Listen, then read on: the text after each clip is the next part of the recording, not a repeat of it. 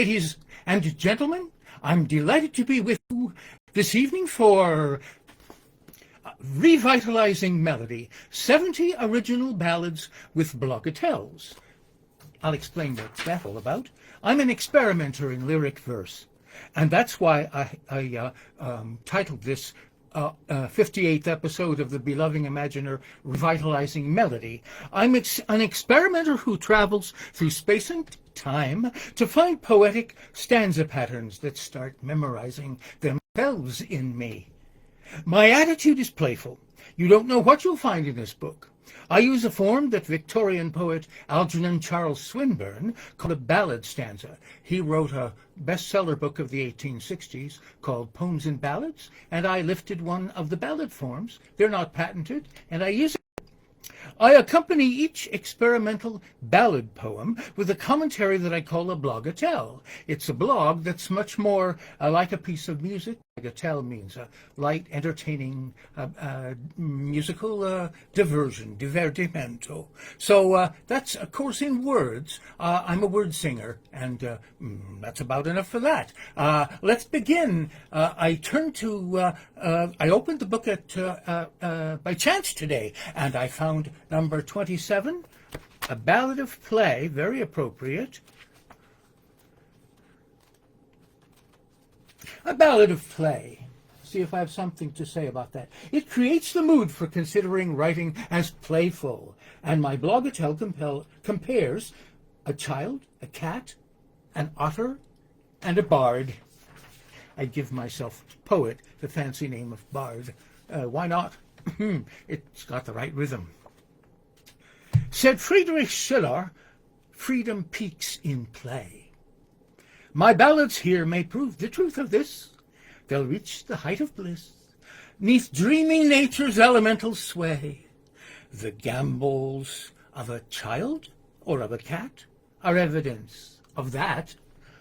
At sea, in marshland reeds, amphibious and brisk, the otters feel, as children do at play. Each gleeful squeal the poet wisdom heeds. This topic, with its game plan, came to me when, half awake, emerging from a nap, I thought, why not? Mayhap the theme of sport will quicken melody. We're players all.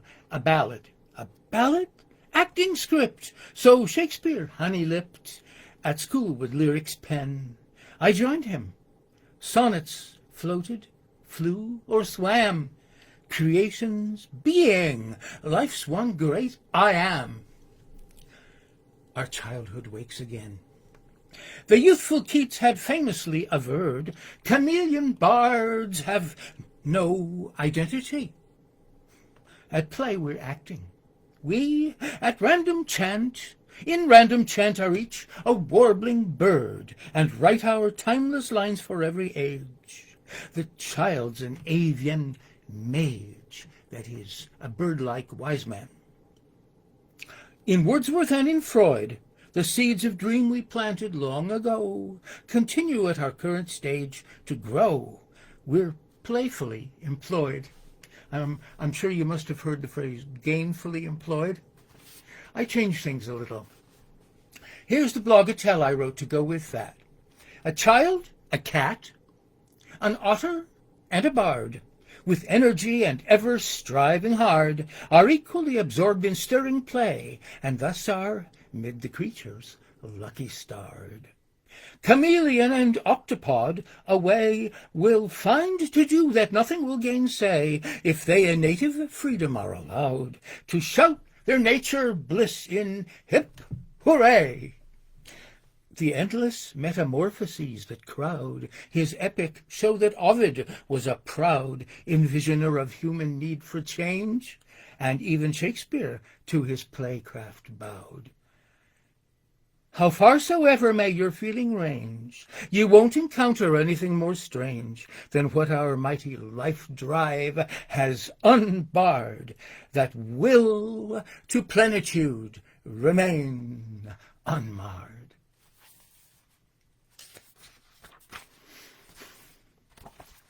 So, now we pass to something equally light-hearted, a ballad of brief lines. and written in exactly the same stanza. I love Swinburne's stanza. He made many other similar ones, but I'm attracted to this. A Ballad of Brief Lines. The genius of the Swinburne strophe shows the sprightly three-beat lines we intersperse may animate our verse the way the wind shakes dew upon a rose. The politicians on the radio would profitably grow if shorter units they would utter unexpected novelty. A breath of change a welcome treat would be. We'd savor metric play. Variety of pitch as well would aid, for monotone is numbing to the ear. We never hope to hear tunes void of soul life, aged, faded, grayed. Another boring uniformity we rarely wish to see is one continued shout, self-portraiture of panic. Where's the theme? At tension height to vanish might it seem. What's all the fuss about? A final Midas touch, the reading voice. We know it's not a speaker but a text. Have you noticed that? You can always tell before you look at your video screen whether it's a speaker or whether somebody's reading from a text. There is a reading voice that for some reason people assume, perhaps because they know that it's so totally unnatural that they won't be faulted, perhaps. Anyway, a final Midas touch, the reading voice. We know it's not a speaker, but a text. The living mind is vexed when sentences are leadened. 'Tis a choice the dull reciter made. In every word let reading tone be heard. What happens in the plot we cannot care, since reader people are just puppets, their concerns remaining far from feeling and from thought. Blogatelle. I'm still in my light-hearted mood, though I was turning a bit crabby there toward the end. In offering counsel to radio speakers or reciters, I'm thinking of each of them as performing a role for both self and public. To do that is to be an actor. In 100 artisanal tonal poems, a former book of mine, I offer thoughts on the related topic of the shaman or shaman, the medicine man or medicine person, the ritual officiant and healer who acts out through chanting, gestures, costumes, and drumming his struggle with whatever mental demon may be assailing him or his auditors. Really, I have no end of admiration for shamans because they, in a way, each one create their own religion. They write a poem about it, having taken some sort of hallucinogenic potation to get them started, and once they're started, they're in their mental world, and they bang the drum. The drum is the steed that they are riding, and they make up with powerful rhythms and rhymes, so far as I know, but high degree of verbal melody and extreme self-involvement. They fight out their own personal spiritual struggles for you, and you follow along with them, and you half awake or less than half, dream along with them. It's a marvelous worldwide therapy, or an infinitude of therapies in the plural.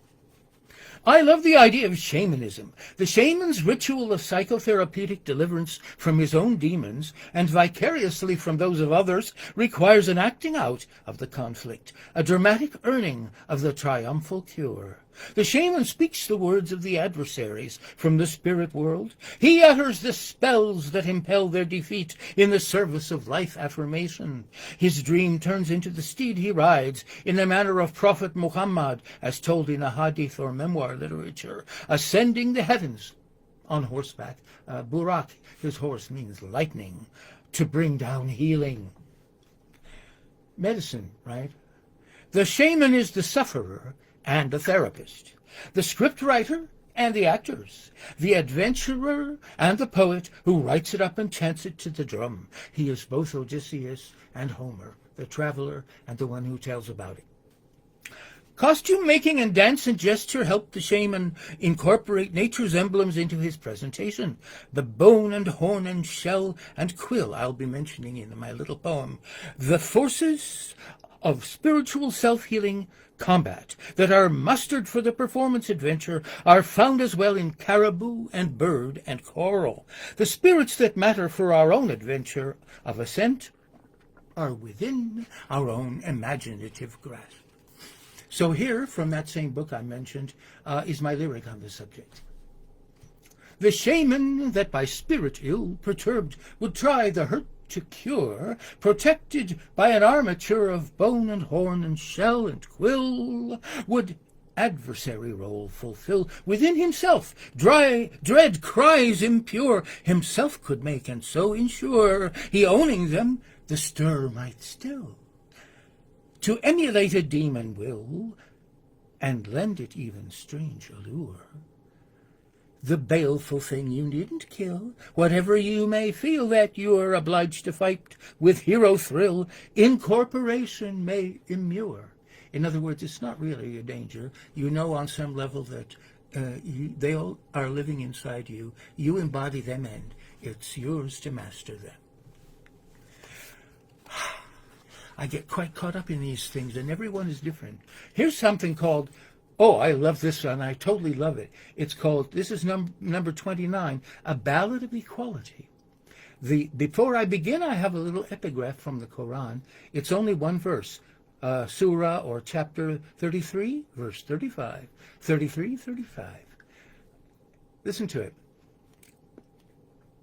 Lo, men who surrender unto Allah, and women who surrender, and men who believe and women who believe, and men who obey and women who obey, and men who speak the truth and women who speak the truth, and men who persevere in righteousness and women who persevere, and men who are humble and women who are humble, and men who give alms and women who give alms, and men who fast and women who fast, and men who guard their modesty and women who guard their modesty, and men who remember much and women who remember.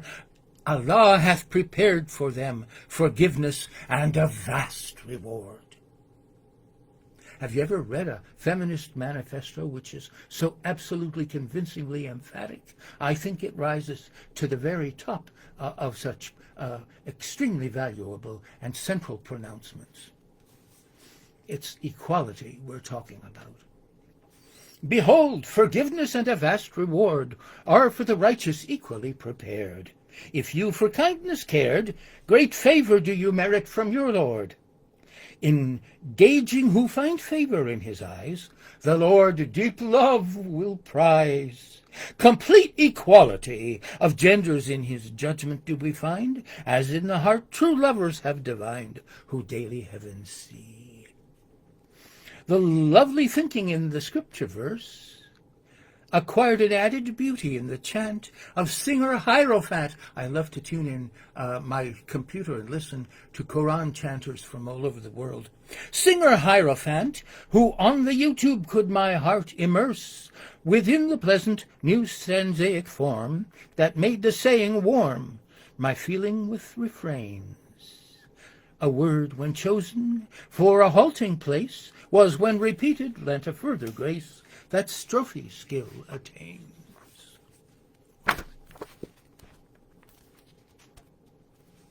One moment.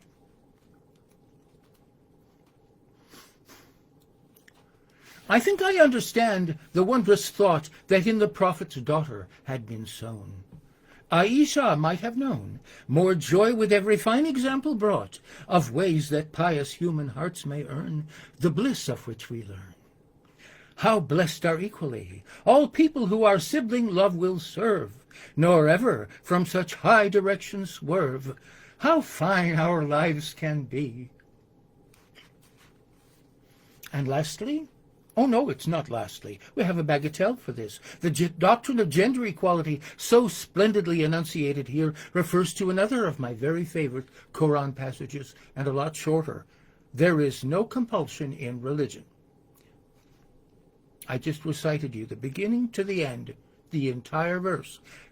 Chapter 2, Surah 2, verse 256. I wrote it, I based the poem in my book, The Rumi Interview Project, on this verse.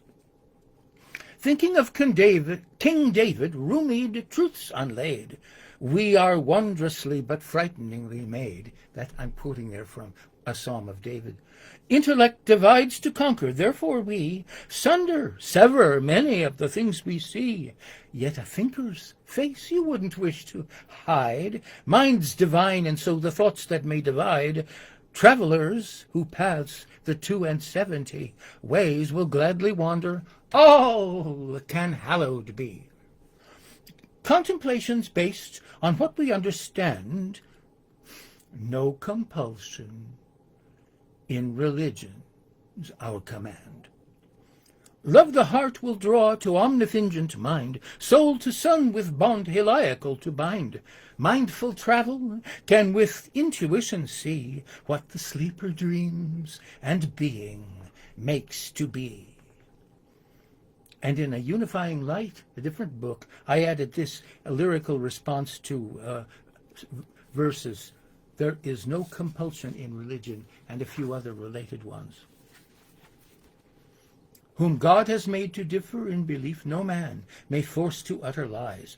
Conformity against the will of conscience? Always wrong. The Lord commenced our being with our freedom. Never tyrant can annihilate our best, our Eden realm of will. Let lauded laws of liberty alert be tensed, protecting freedom, vigilance be recompensed, that heaven breath may be the health of spirit still.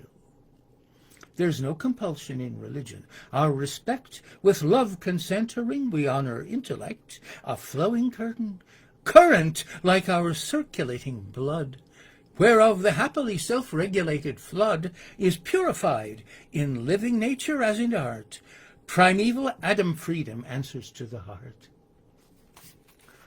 First I sang in my word song of equality, and now I have sung of freedom. And last ballad poem that I chose for today is called A Ballad of Camouflage. Let's see what I say about that. A Ballad of Camouflage presents a moth I saw on the internet whose wing art design depicts a predator bird devouring and excreting its prey.